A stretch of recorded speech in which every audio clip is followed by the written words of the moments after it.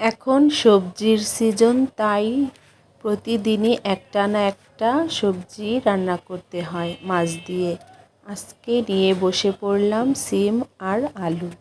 এখন সিমগুলো সুন্দর fresh fresh সিমগুলো রান্না করব, তাই সবগুলো কেটে নিলাম আর সাথে নিয়ে নিয়েছি আলু।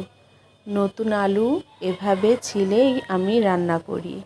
এখন আলুগুলো সুন্দর করে ছিলে নিচ্ছি। ছিলে আজকে আলু দিয়ে সিম দিয়ে রান্না হবে মাছ। এই তো এখন আলুগুলো কেটে নিলাম। সিম আর আলু দিয়ে মাছ রান্না করব, কাটাকাটি করছি। আর সাথে নিয়ে নিলাম লেবু, মাছ দিয়ে খাওয়া হবে, তাই সাথে লেবুও কাটাকাটি করে নিলাম। এখন কাটাকাটি শেষ, চলে যাব রান্নায়। এই তো সবগুলো সিম আলু তরকারির জন্য ধুয়ে নিয়ে নিলাম।